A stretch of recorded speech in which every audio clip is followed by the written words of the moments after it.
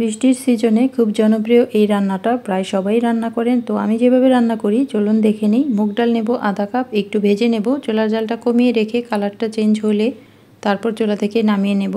তো আধা কাপ মুগ ডাল নিয়েছি আর নেব মসুর ডাল আধা কাপ, পোলার চাল দেব 2 কাপ। এবার ভালো করে ধুয়ে নেব, ধুয়ে পানিটা ঝরিয়ে নেব। চুলায় হাঁড়ি বসিয়ে দিয়ে এখানে আমি আধা কাপ তেল দিয়েছি, 1 কাপ পেঁয়াজ কুচি দেব। পেঁয়াজটা বেরেস্তা হলে এখান থেকে অর্ধেকটা তুলে রাখবো। তারপর দিয়ে দেব এলাচ, দারচিনি, তেজপাতা, লবঙ্গ আর দেব শাহি জিরা। এবার এখানে আদা রসুন বাটা দিয়ে দেব, পরিমাণ বুঝে দিতে হবে, চালের পরিমাণ বুঝে। এবার দিয়ে দেব হলুদের গুঁড়া, লবণ, মরিচের গুঁড়া আর দেব ধনিয়া গুঁড়া। অল্প একটু পানি দিয়েছি। এবার একটু কষিয়ে নিয়ে চাল ডাল ধুয়ে রাখাগুলো এখানে দিয়ে দেব। এতক্ষণে নিশ্চয়ই বুঝে গেছেন আমি কি রান্না করছি। রান্না করছি ভুনা খিচুড়ি। তবে ভুনা খিচুড়ির সাথে 2 রকমের ডাল দিলে খিচুড়িটা আরও বেশি মজা হয়।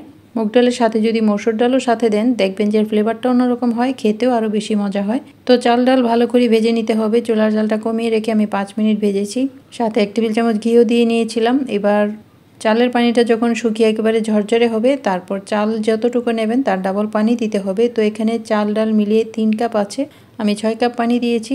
লবণ লাগলে চেক করে লবণ দিয়ে নিতে হবে। কাঁচামরিচ দিলাম, সামান্য গরম মশলা দিলাম। এবার 10 মিনিট জাল করব, চুলার জালটা মিডিয়াম রেখে। তারপর পোলাওগুলো উপর নিচ করে দেব।